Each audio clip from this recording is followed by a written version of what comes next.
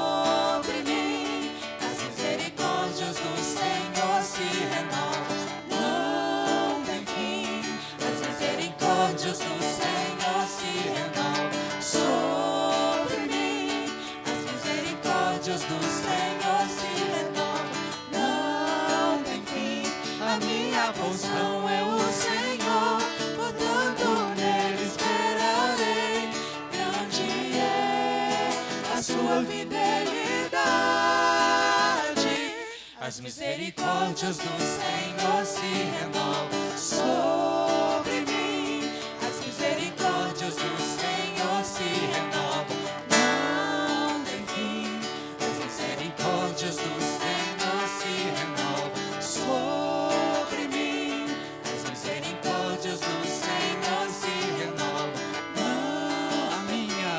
A minha porção é o Senhor, portanto nele esperarei. Grande é a sua fidelidade. As misericórdias do Senhor se renovam sobre mim. As misericórdias do Senhor se renovam, não tem fim. As misericórdias do Senhor se renovam sobre mim. As misericórdias do Senhor se renovam, não tem fim.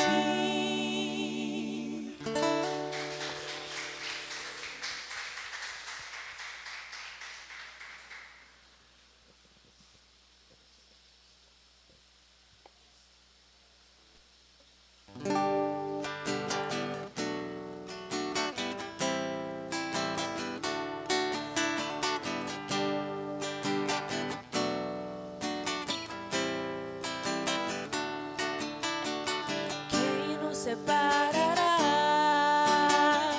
do amor de Cristo? Será tribulação, angústia ou perseguição, fome ou nudez, perigo ou espada? Quem nos separará do amor de Cristo?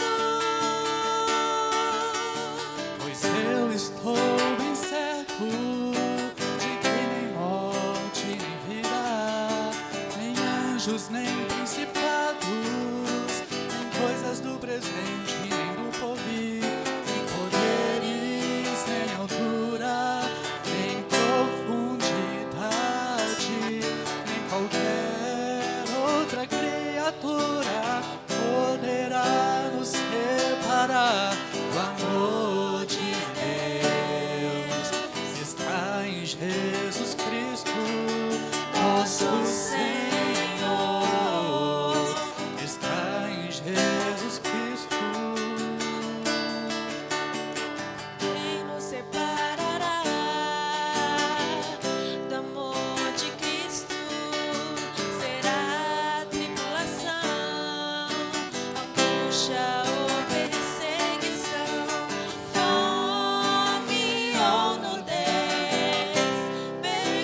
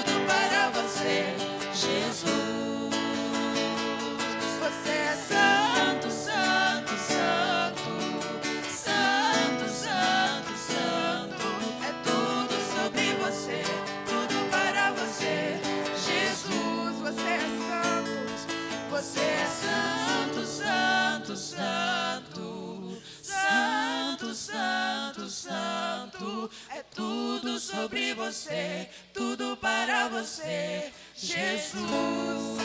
Hosana, Hosana, Hosana,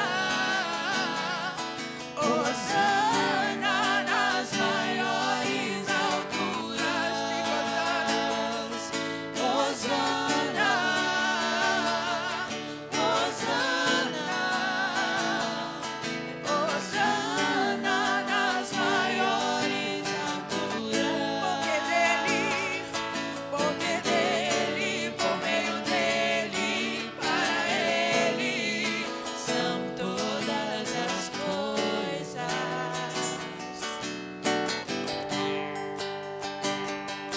Nunca foi sobre nós.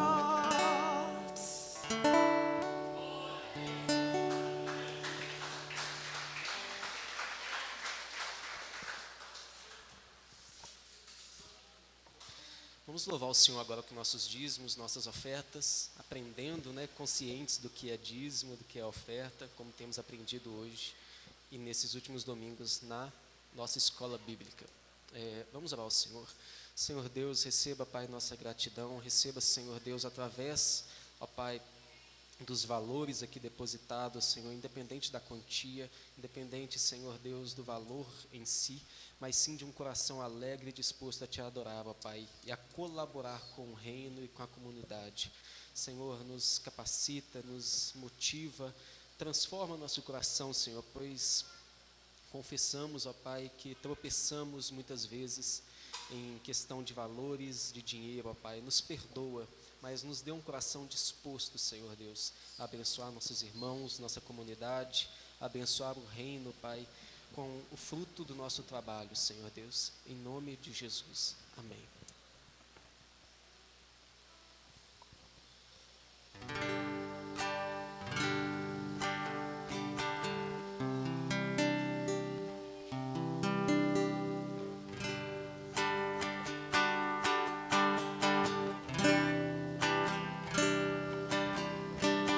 Grande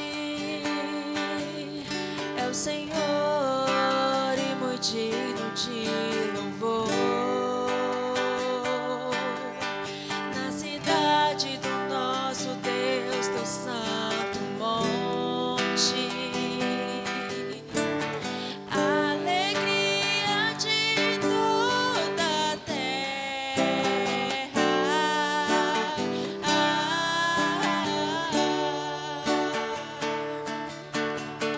Grande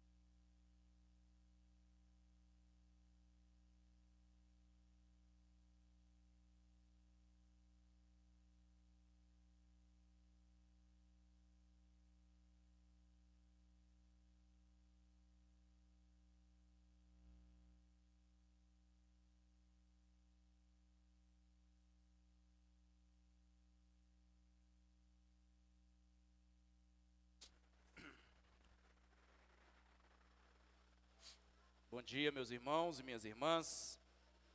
A graça e a paz do Senhor.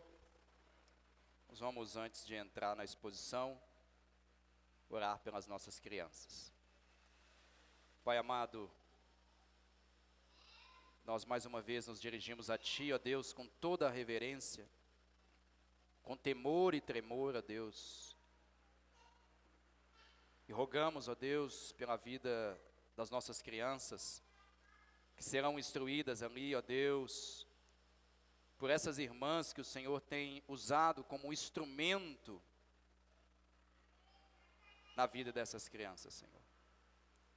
Que o Senhor possa dar discernimento a elas, que o Senhor possa, ó Deus, usá-las com poder, intrepidez e ousadia do Espírito Santo, firmadas na palavra, Senhor.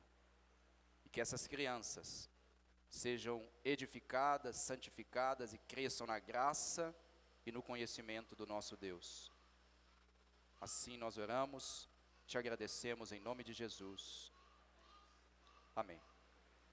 Meus irmãos, sem mais delongas, eu quero convidar você a abrir comigo em Lucas capítulo 9.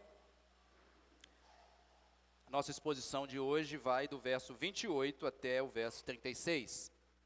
Lucas capítulo 9, 28 a 36.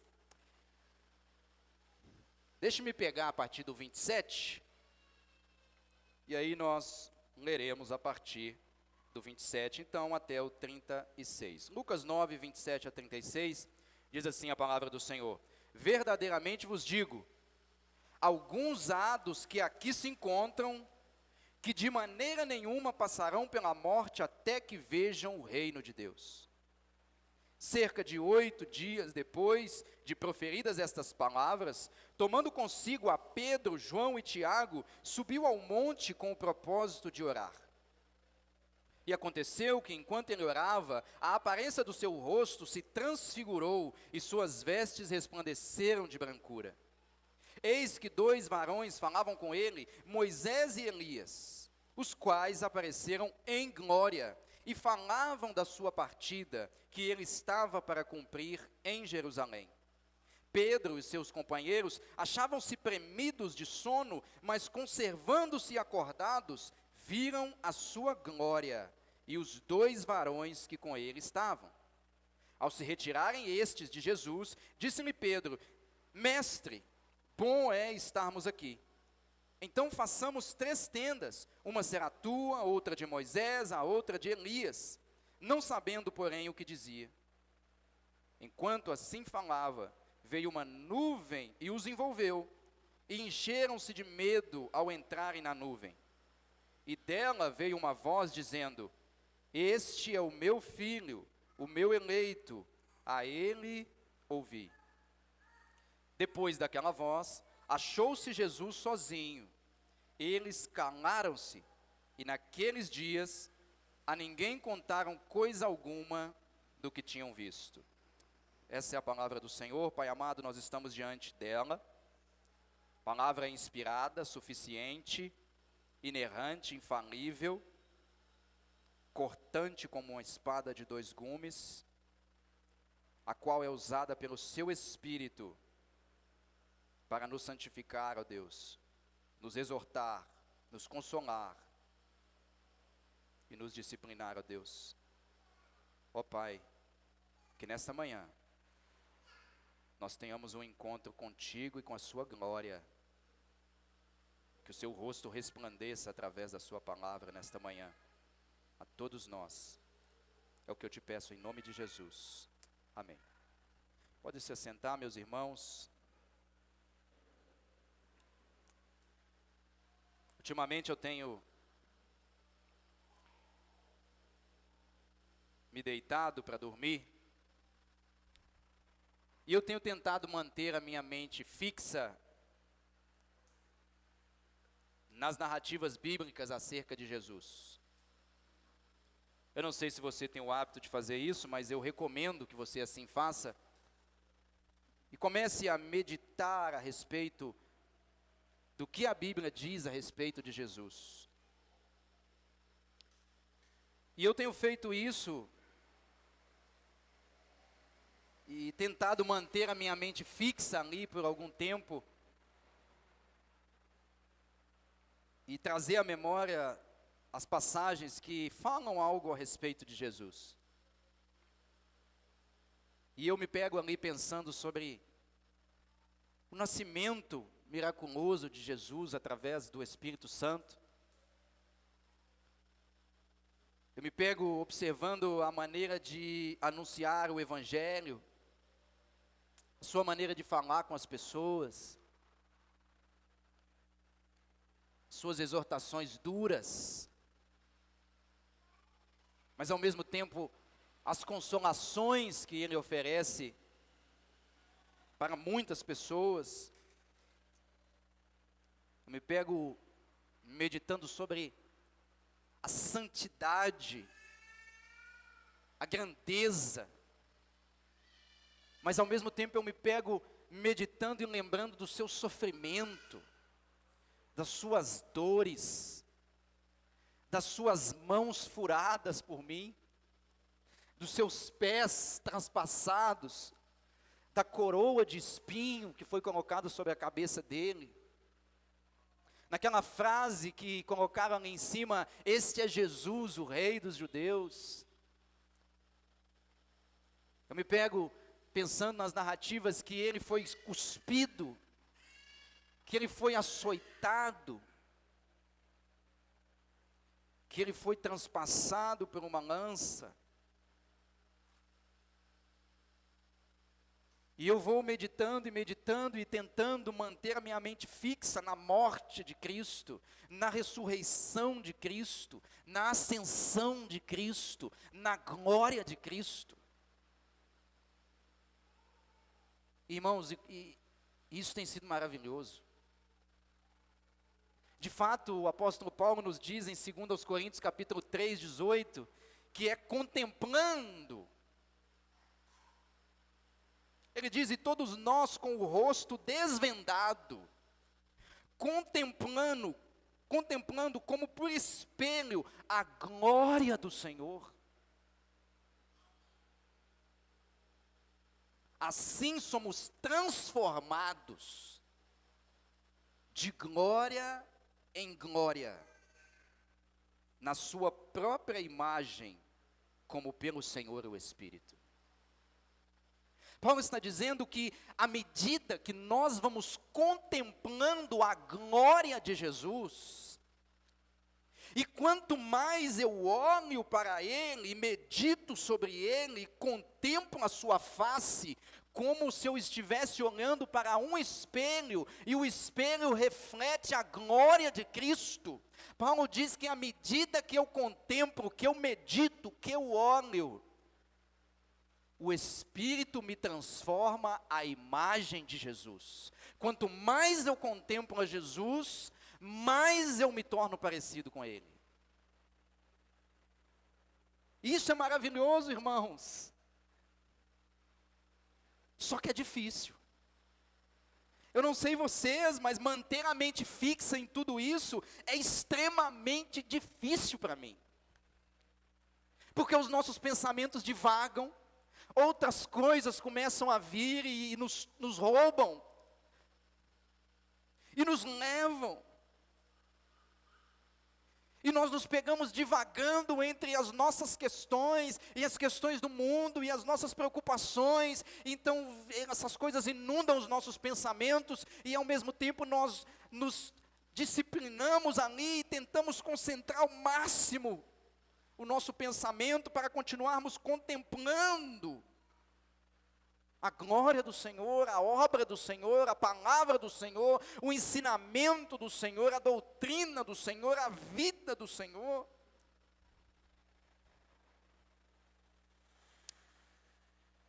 E não é fácil, irmãos.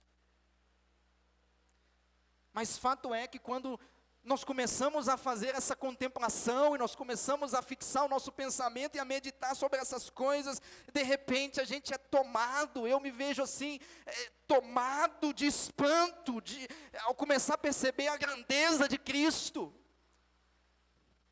Ainda ontem eu preparava esse sermão, e a minha esposa chegou para mim e falou, você está passando mal? Eu falei, não, é que esse texto que eu estou estudando, ele é pesado demais para mim. Ele é glorioso demais para mim. E eu me vi tomado de espanto.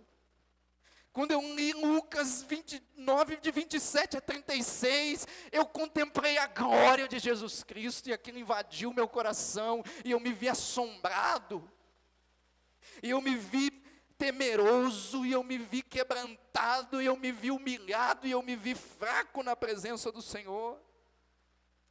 À medida que eu contemplava a face de Cristo, brotando em cada verso, em cada palavra, em cada vírgula, em cada ponto, em cada acento, e Cristo se manifestando de maneira gloriosa diante dos meus olhos, através da Escritura. Ah, meus irmãos, e o meu desejo nessa manhã é que Cristo se manifeste em glória através desse texto. É que Cristo seja encontrado diante de vocês através de cada palavra, de cada verso, de cada exposição. Ah, meus irmãos, o meu desejo com a exposição desta manhã é que os nossos corações saiam daqui transformados, estupefatos, que o nosso coração saia daqui dessa manhã surpresos, com aquela sensação de: esse é o meu Deus, esse é meu mestre, esse é meu Redentor, esse é meu Salvador, esse é aquele que me comprou, esse é meu dono. E por isso eu dei o título dessa exposição de hoje de A Glória do Filho de Deus. A Glória do Filho de Deus. E tendo dito isso, vamos entrar na exposição. Acompanhe comigo aí no verso 27, mantenha sua Bíblia aberta, para que você me acompanhe na exposição. De fato, os versos 27, ele faz uma ligação, uma conexão entre os versos 28 a 36. Se nós olharmos aí o que Jesus disse no verso 27, logo depois que ele havia falado para os seus discípulos de que ele iria para Jerusalém, ali ele seria preso, açoitado, morto, mas ressuscitaria no terceiro dia. Depois que ele faz um chamamento pesado para os seus discípulos, dizendo: se vocês quiserem vir após mim, tomem a sua cruz e me sigam. Neguem-se a si mesmo, não se envergonhem da minha palavra, porque quem se envergonhar da minha palavra, eu me envergonharei dele na presença do meu Pai. Depois de um discurso duro, ele termina dizendo aos seus discípulos: verdadeiramente vos digo, alguns há dos que aqui se encontram, que de maneira nenhuma passarão pela morte, e ele diz: até que vejam o reino de Deus. Até que vejam o reino de Deus. Então ele usa o verso 27 como uma preparação para entrar no 28, e repare a conexão que há no final do verso 28 com o versículo 27. O final do verso 28 diz assim: depois de proferidas estas palavras. Quais palavras? O que ele acabou de dizer anteriormente. Desde o momento que ele estava ali se retirando à parte com os discípulos, quando ele perguntou aos seus discípulos: o que dizem as multidões a meu respeito? Desde o momento que ele esteve ali em privado com seus discípulos e perguntou: e vós, quem dizeis que eu sou? E Pedro dá uma resposta, conduzido pelo Espírito de Deus, dizendo que Jesus era o Messias, o ungido de Deus. Depois daquele discurso duro, depois que Jesus proferiu todas essas palavras, Lucas nos diz, cerca de 8 dias depois de proferidas essas palavras, o que Jesus disse, o que Jesus fez, ele tomou consigo a Pedro, João e Tiago. Ele toma 3 dos seus discípulos e ele então sobe com eles ao monte, e Lucas termina aí o verso 28 dizendo que o propósito para o qual ele se retirou ali para orar com seus discípulos foi exatamente para orar ao Senhor, para ter um encontro com o Senhor. Ele chama Pedro, João e Tiago, e é como se ele estivesse fazendo a eles um convite, para que juntos eles tivessem um encontro com Deus, um encontro com o Pai, por meio da oração.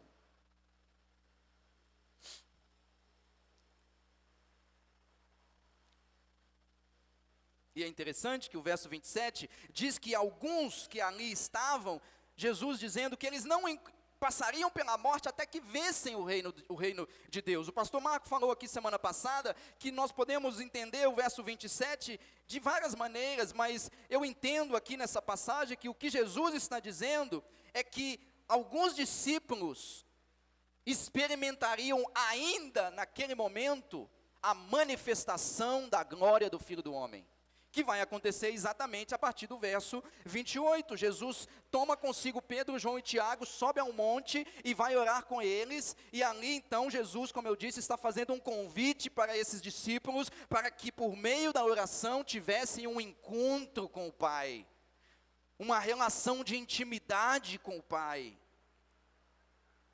E aí o verso 29 diz que de repente, enquanto Jesus orava, os 3 apóstolos se veem diante de uma manifestação gloriosa de Jesus Cristo. O verso 29, ele nos diz que de repente, enquanto ele orava, enquanto Jesus orava, a aparência do seu rosto se transfigurou e as suas vestes se resplandeceram de brancura. Enquanto Jesus estava orando, algo fenomenal acontece, algo espantoso acontece. A mudança de aparência do rosto e das vestes, meus irmãos, elas se relacionam na Escritura, tanto no Antigo quanto no Novo Testamento, como um episódio onde Deus está se manifestando, onde Deus está concedendo àqueles que estão ali um pouquinho, uma porção mínima, uma oportunidade de experimentar um pouquinho da glória dEle.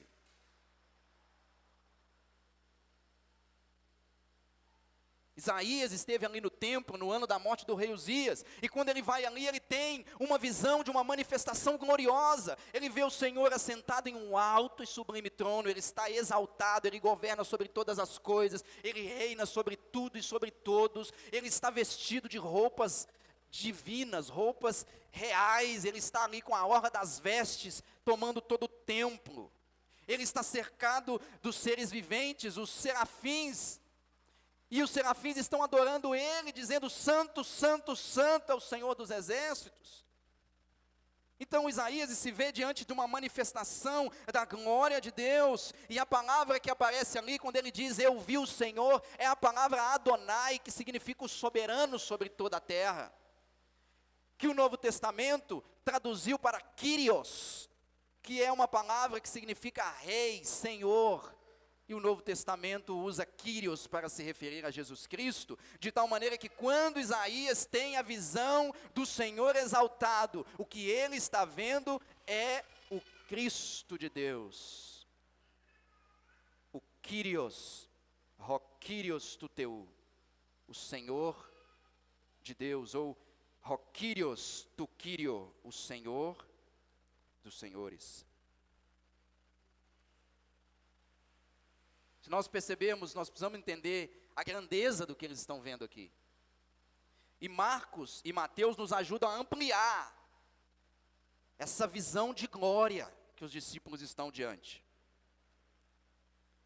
Mateus e Marcos têm essa mesma passagem, e Mateus diz ali, em Mateus 17, versículo 2, que enquanto Jesus orava, o seu rosto resplandecia como o sol,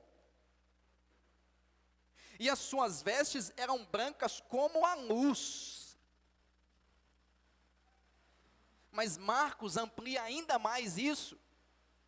Ele diz que em Marcos 9:3, as suas vestes tornaram-se resplandecentes e sobremodo brancas, e ele diz, como nenhum lavandeiro na terra as poderia alvejar.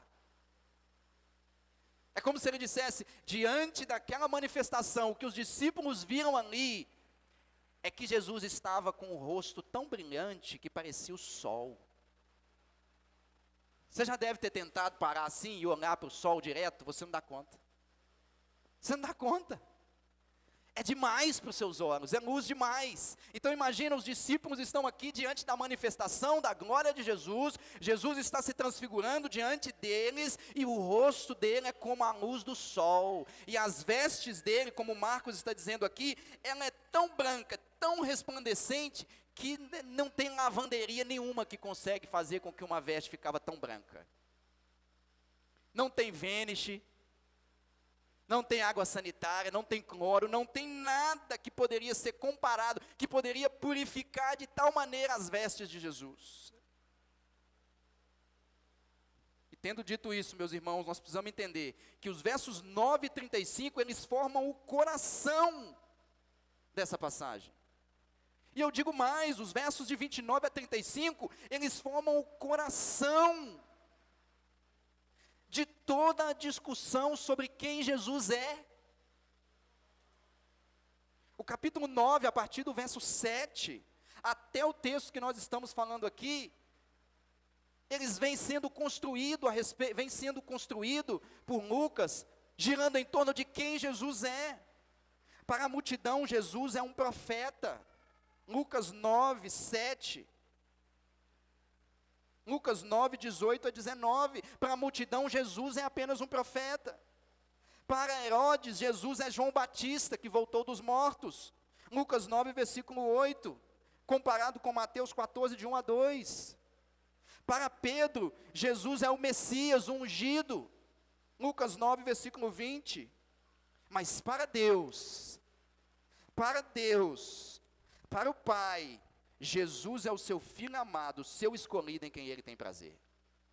Se o testemunho da multidão não é suficiente, se o testemunho de Herodes não é suficiente, se o testemunho de Pedro não é suficiente, o testemunho do Pai sela toda a argumentação sobre quem Jesus de Nazaré é. Jesus de Nazaré é o Filho de Deus, o Verbo de Deus encarnado, a quem Ele escolheu como propiciação pelos nossos pecados.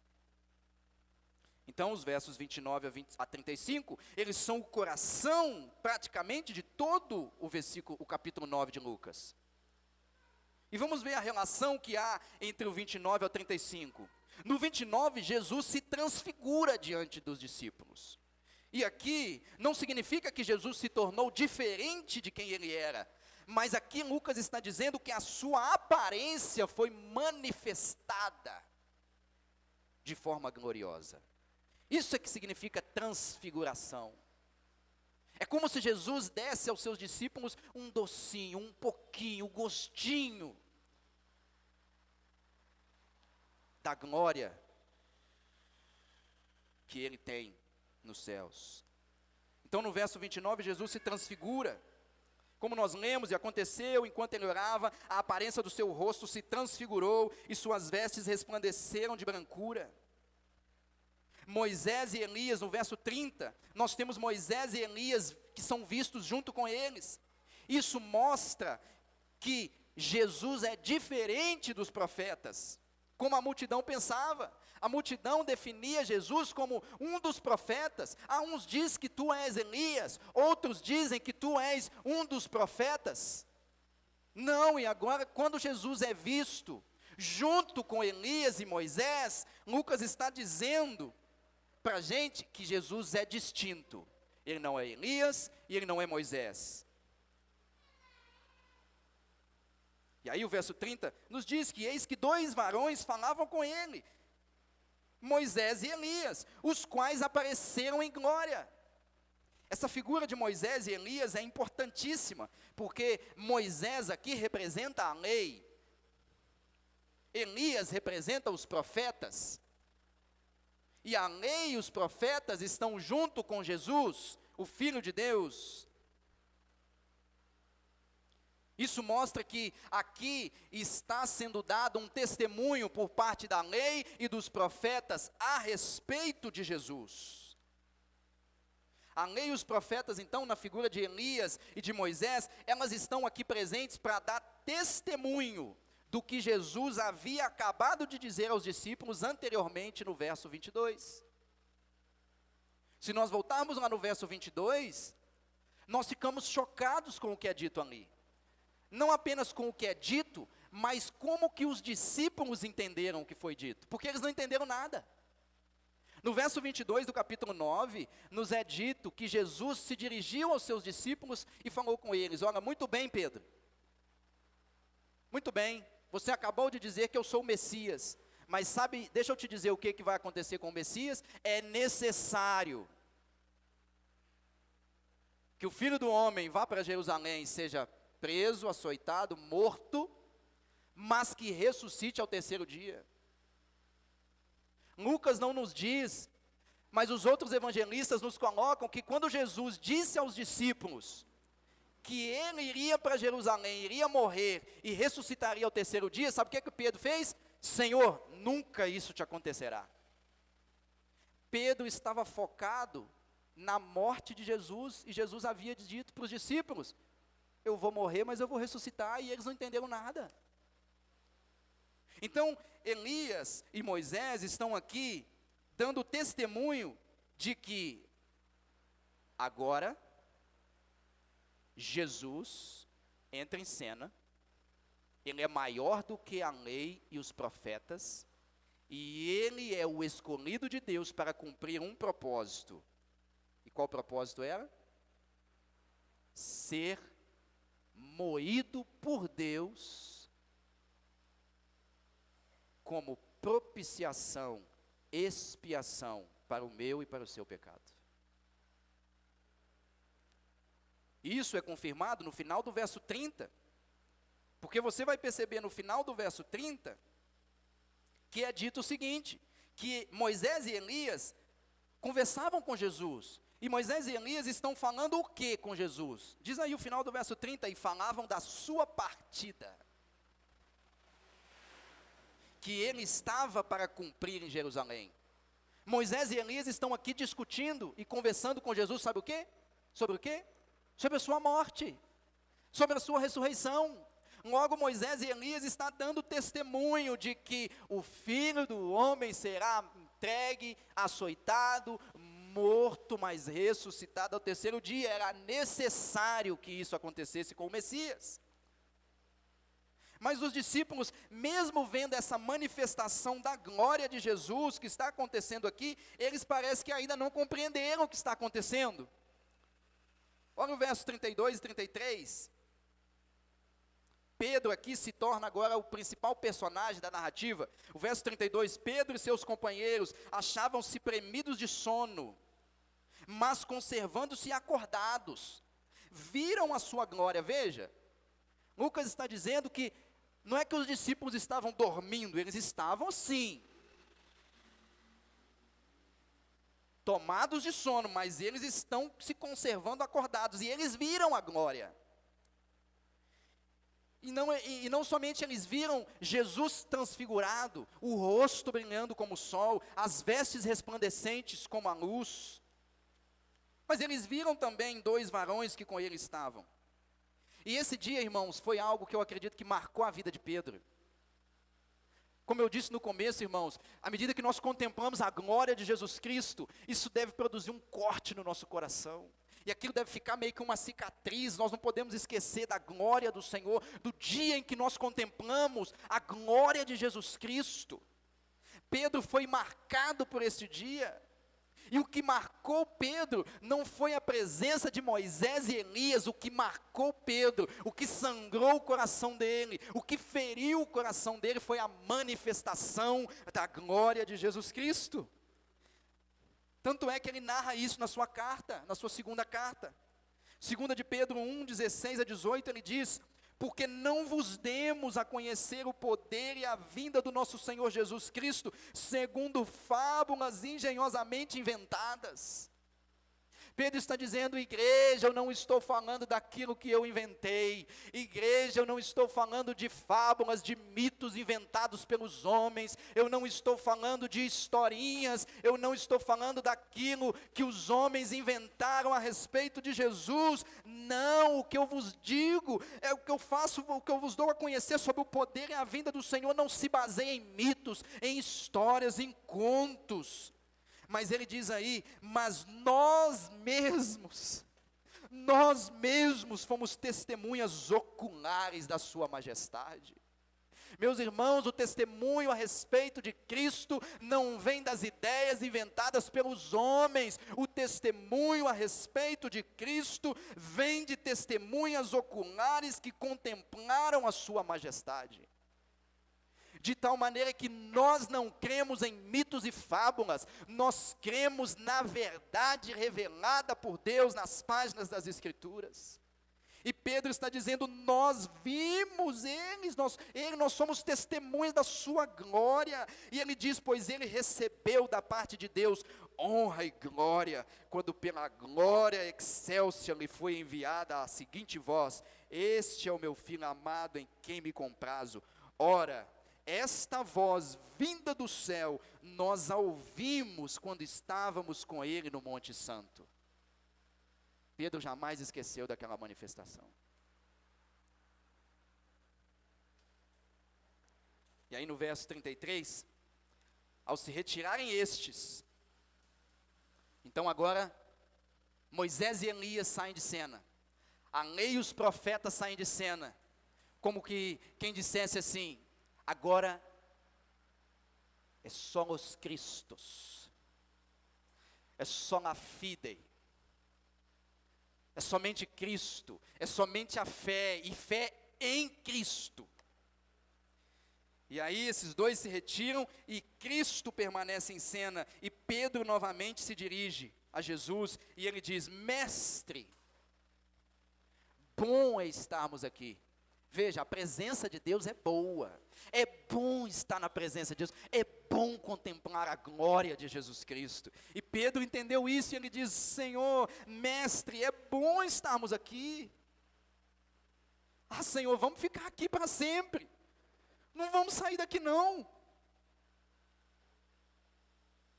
E ele diz, então, façamos 3 tendas, uma tenda será tua, outra de Moisés, outra de Elias.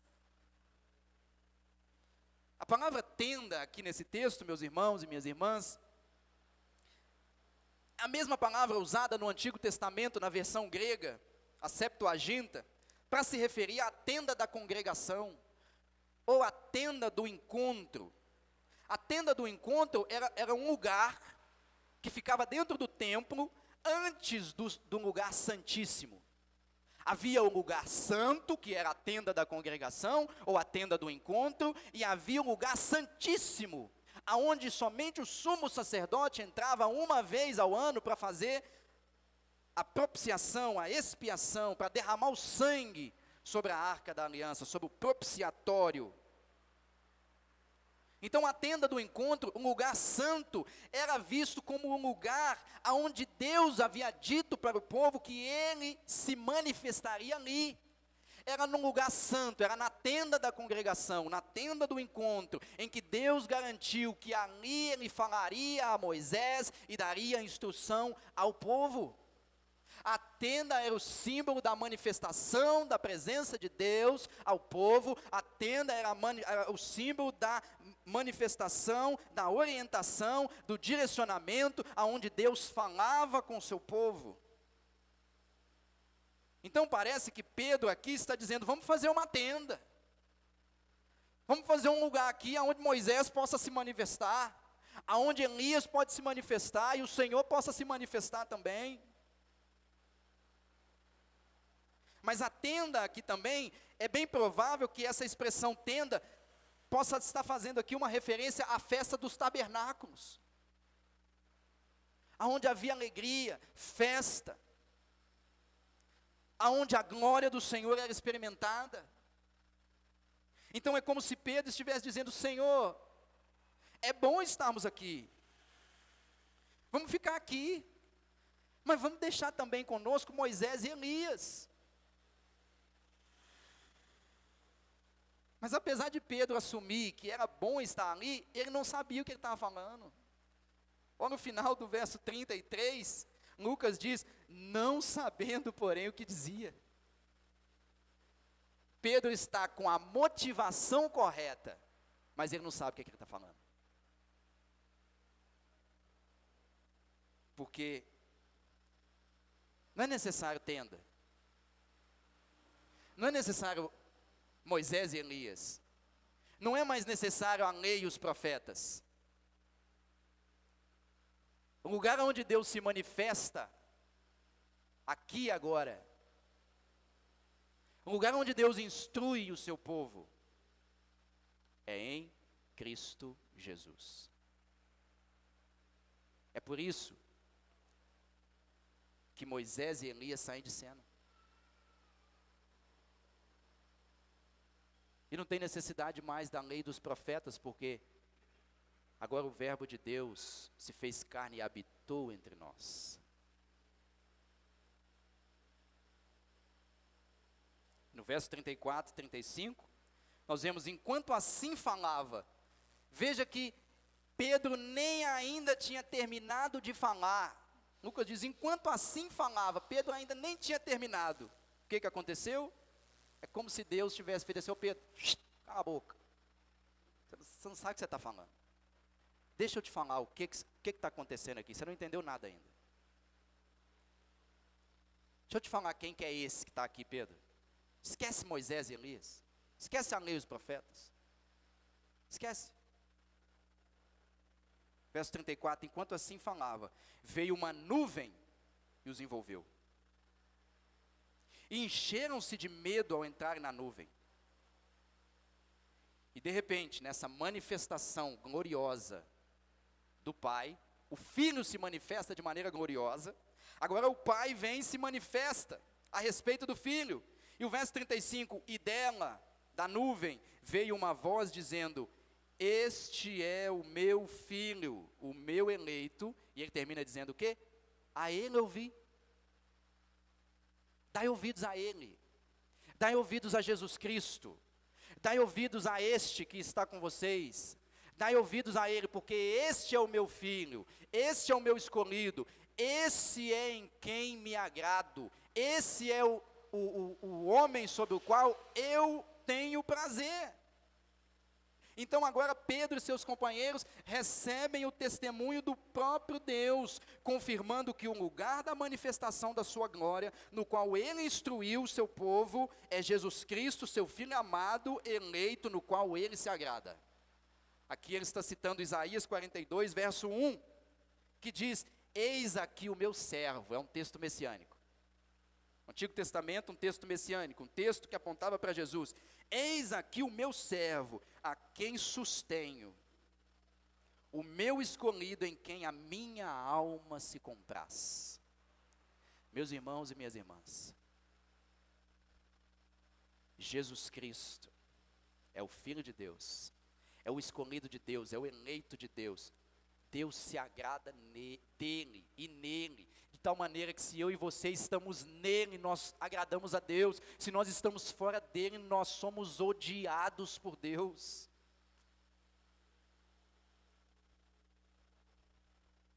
Veja a expressão aí no final do 35 que eu disse, a ele ouvi.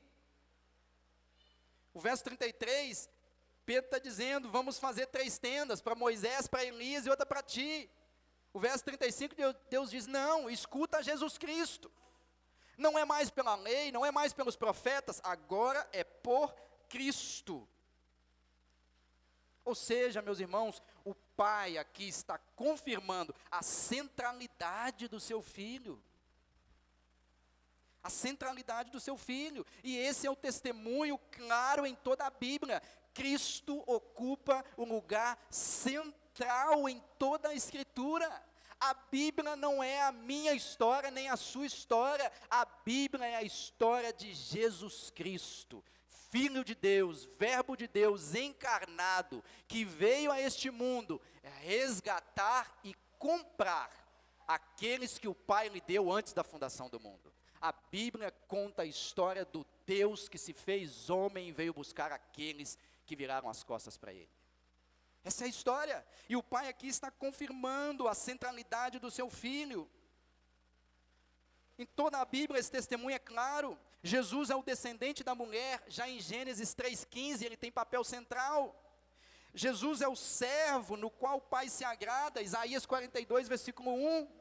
Jesus é o servo sofredor de Yahvé, Isaías 53, de 1 a 12. Jesus é o verbo que se fez carne e habitou entre os homens, João 1,14. Jesus é o Cordeiro de Deus que tira o pecado do mundo, João 1,29. Jesus é a imagem do Deus invisível, primogênito de toda a criação, Colossenses 1,15. Jesus, nele habita toda a plenitude da divindade. Colossenses 1,19. Ele sustenta todas as coisas pela palavra do seu poder. Colossenses capítulo 1, versículo 23. Ele é a última palavra de Deus aos homens. Hebreus capítulo 1, versículo de 1 a 2. Nos últimos dias, falou o Senhor outrora através dos profetas, mas nos últimos dias, Ele nos falou através do seu Filho, o qual constituiu o herdeiro sobre todas as coisas.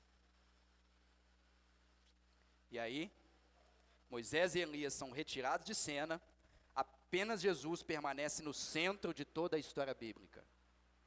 E no verso 36, nos mostra isso, que depois daquela voz, achou-se Jesus sozinho. Os discípulos não deveriam se apegar nem à lei, nem aos profetas. Jesus é suficiente.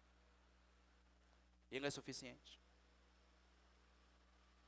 E aí termina o verso 36 dizendo que diante daquela manifestação gloriosa, diante do rosto de Jesus como tocha de fogo, diante das vestes claras como luz, diante da nuvem que envolveu, diante da voz como o som de muitas águas, os discípulos se calaram. Não tinha nada para dizer. Parece que o assombro tomou conta deles. Parece que a manifestação da glória de Cristo assombrou eles, que eles ficaram sem palavras. Eles se calaram. E eles não se calaram somente naquele momento. Lucas termina dizendo, naqueles dias, a ninguém contaram coisa alguma do que tinham visto. Você fica imaginando, eu fiquei imaginando no final aqui do verso 36, quando Pedro, João e Tiago desceram do monte. E os outros 9 chegam a eles e falam assim, e aí, como é que foi lá?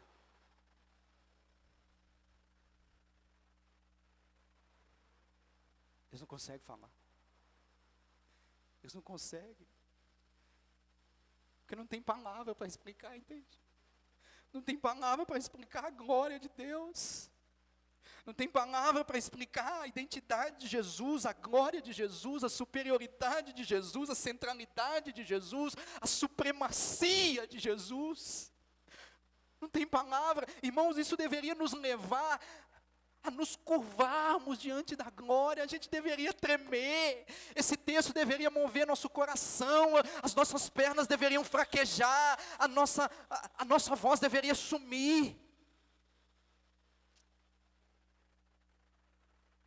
Todas as vezes que oramos ao Senhor, todas as vezes que nos reunimos aqui para adorarmos ao Senhor,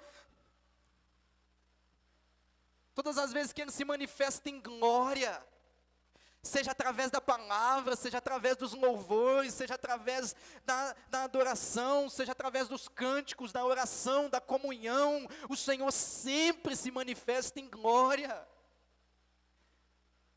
Nem sempre nós veremos Ele transfigurado, com o rosto como tocha de fogo, com vestes resplandecentes, mas Ele brilha através da igreja, Ele brilha através da palavra, Ele brilha através da comunhão, Ele brilha através dos louvores e da adoração, Ele resplandece como fogo, Ele queima o coração dos crentes.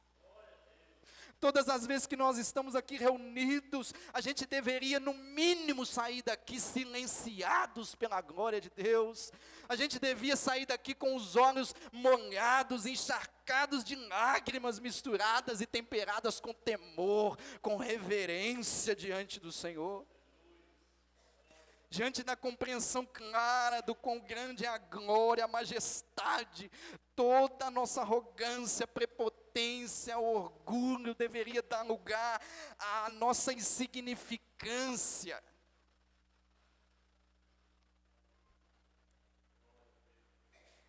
E todo o nosso joelho deveria cair e prostrar-se diante do Senhor.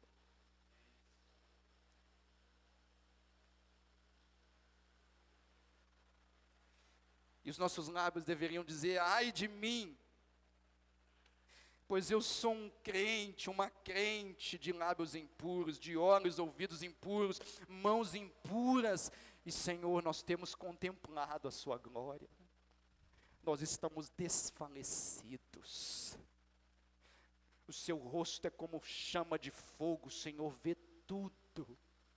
Senhor, suas vestes são brancas como a luz, o Senhor não pode contemplar o pecado. Portanto, ai de nós, Senhor, porque os nossos olhos contemplaram a glória do Filho de Deus. É isso que todos fizeram, contemplar essa glória, meus irmãos. É isso. Daniel, diante da glória de Deus, ele se prostrou diante da glória de Cristo. Ele se prostrou em Daniel capítulo 8, verso 9, ele diz: fiquei, pois, eu só, e contemplei essa grande visão. E não restou força em mim. Olha como que Daniel reage diante da visão, da manifestação do Filho do Homem.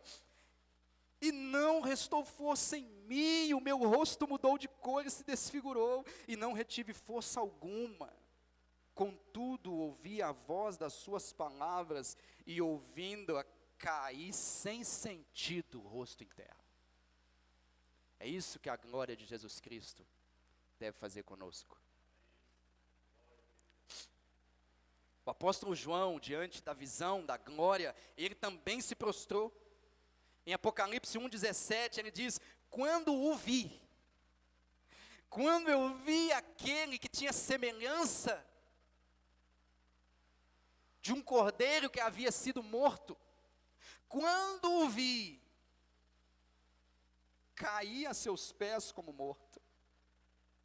Porém ele pôs sobre mim a mão direita, dizendo: não temas, eu sou o primeiro e o último. Ah, irmãos, a manifestação da glória de Jesus. Ah, irmãos, contemplar o rosto de Jesus através das Escrituras. A doçura, a exortação, a disciplina, a doutrina, o amor, a misericórdia. Ah, meus irmãos, como nós precisamos de um coração quebrantado, como nós precisamos refletir a respeito da glória de Cristo, como nós devemos, ó irmãos, por algum momento, sair do foco das bênçãos, porque Ele sim nos abençoa, mas nós precisamos sair do foco das bênçãos e passar a meditarmos no abençoador.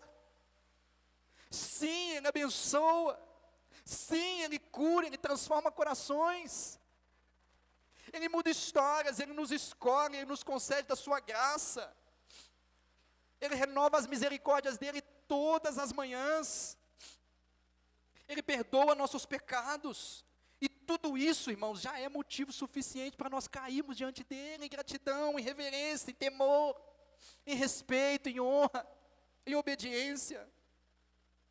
Mas nós precisamos ir além das suas bênçãos, nós precisamos focar também no abençoador e contemplarmos a glória daquele que nos tem abençoado.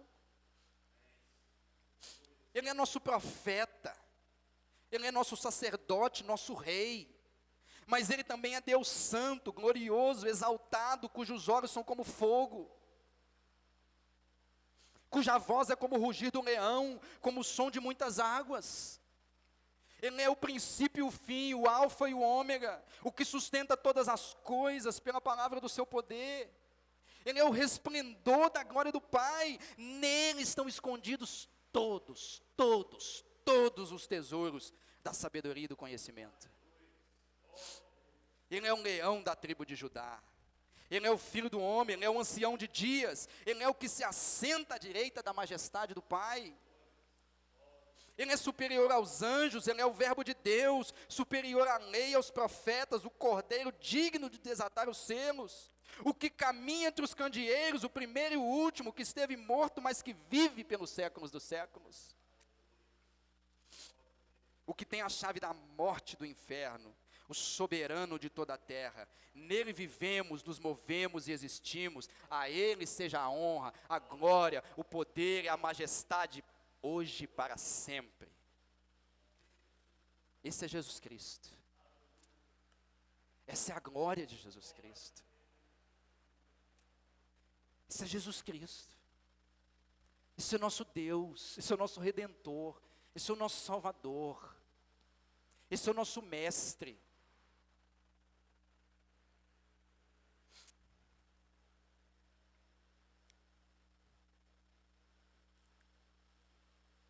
Como eu disse, irmãos, nós precisamos repensar sobre Jesus Cristo. Às vezes nós levamos a nossa vida cristã como um romance, uma ficção. Como se Jesus fosse um mito, uma fábula, uma lenda. Como se ele não fosse um personagem histórico que há 2000 anos atrás invadiu a história humana. E ele viveu, ele existiu. Há 2000 anos atrás, os pés dele pisaram nas ruas de Jerusalém.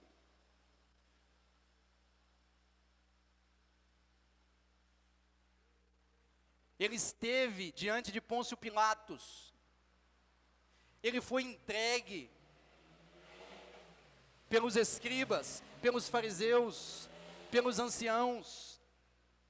Ele foi traído por um dos seus discípulos. Ele foi açoitado pelos soldados. Ele foi crucificado por ordem de Pilatos. Jesus é um personagem real. Irmãos, a vida cristã não é um filme, não é um conto, não é um romance. Não, a vida cristã é real. Esse mesmo Jesus está assentado agora no céu, à direita de Deus, e Ele está sendo adorado 24 horas por dia. E todos os anciãos lançam suas coroas diante dEle, dia após dia. E Ele está lá contemplando eu e você. Ele está lá esperando que eu e você viva para a glória dEle. Esperando que eu e você contemplemos a glória dEle. Nos rendamos a Ele. Prestemos cultos a Ele. Não viva, irmãos, não vamos viver uma vida como se fosse, uma vida cristã como se fosse uma brincadeira, um joguinho. Não se engane.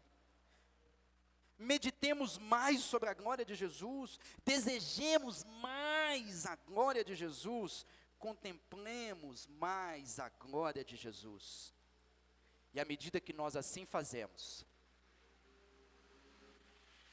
sejamos transformados pelo Espírito Santo, a imagem de Jesus Cristo, de glória em glória, de glória em glória,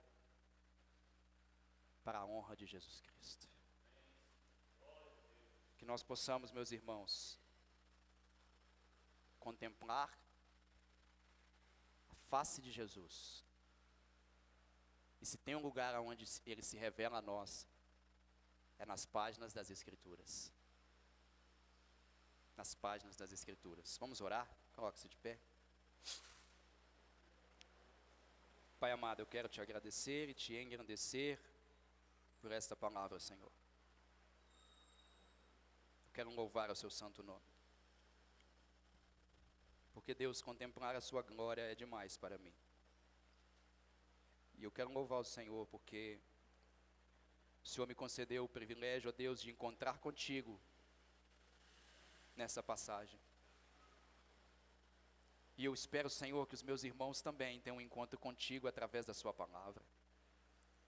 A Deus, que nós possamos sair daqui nesta manhã com aquela sensação de silêncio, com aquele desejo, a Deus, de não dizermos uma sequer palavra, Senhor, porque a sua glória roubou de nós todas elas.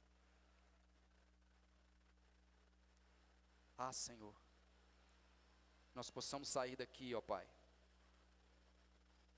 tomados de temor, de reverência, de gratidão, pela sua glória, Senhor, pelo que o Senhor fez por nós. Que nós possamos, ó Deus, a partir de agora, meditarmos na sua vida, mas também na sua morte, e também na sua ascensão e na glória com a qual o Senhor está revestido agora à direita do Pai. O Senhor nos ajude, e pelo Espírito, ó Deus, à medida que nós iremos contemplar o Senhor, ó Deus, através da sua palavra, através da comunhão, através dos louvores e da adoração, através da oração, ó Senhor, que o Senhor, o Espírito Santo, possa nos transformar, dia após dia, à imagem de Jesus Cristo. Muito obrigado, Senhor. Eu te agradeço em nome de Jesus. Amém. Podem se assentar, meus irmãos. Tem algum recado, pastor Marco? Vem cá, por favor. Enquanto o pastor Marco vem, quero já lembrar vocês da nossa escola de leitura, né? Nós estamos aqui com os livrinhos. Hoje tem vários, hein? Vou falar rapidamente. 5 votos para obter poder espiritual, do Tozer. Livrinho pequenininho, mas muito bom, muito bom. Se você quiser levar essa leitura, só procurar o irmão Felipe. Um segundo livro do Lua Priolo, Filhos Irados. Filhos Irados. Esse livro ele foi publicado na primeira edição como Coração da Ira. O Coração da Ira. Depois, nas próximas edições, o Lua Priolo ajustou para Filhos Irados. Inclusive tem um desenho de uma granada aqui. Ah, pastor, mas eu não tenho filho. Mas você certamente é filho, né?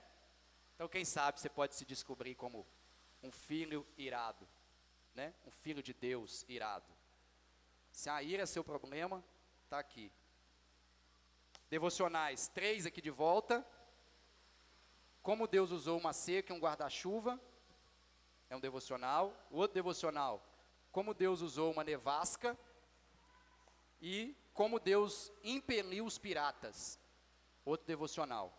Então, leitura bacana. Os atributos de Deus, A.W. Pink. O outro do Lua Priolo, O Caminho para o Filho Andar. Ok? E Robertson Palmer, Alianças. Então tem bastante material aqui hoje, né? Se você ainda não leu uma dessas obras, te aconselho a levar uma delas. Então é isso. Pastor Marco, fica à vontade, você encerra, por favor. Amém. Irmãos, terça-feira, 7h30 da noite, nós estamos orando aqui na igreja. E o Senhor tem sido misericordioso para conosco. Na quinta-feira, nós estamos estudando a carta aos Romanos. Então, na última quinta-feira, até agradecer, vieram muitos irmãos, né? Foi uma bênção com a participação dos irmãos. Não esqueça aí do versículo para memorizar, amém? Nós discorremos dos versículos 1 ao 7. E na próxima quinta-feira, 7h30 da noite, nós vamos continuar, amém? É isso aí. Vamos orar encerrando o nosso culto. Agradeço a presença de todos, daqueles que estão nos visitando, amém? Sejam todos bem-vindos, Deus os abençoe ricamente. Pai, nós queremos agradecer a Ti por essa manhã maravilhosa, manhã de comunhão, manhã de alimento sólido, enriquecido pelo poder e pela graça do Senhor. Agradecemos a Ti pela vida de cada um dos irmãos aqui presentes. São bênçãos do Senhor para a Tua igreja, para o Teu povo. Agradecemos a Ti por tudo, ó Pai. Pedimos que nos leve em paz para os nossos lares, nos concedendo uma semana de comunhão e também de reflexão sobre o que ouvimos por meio dessa mensagem de hoje.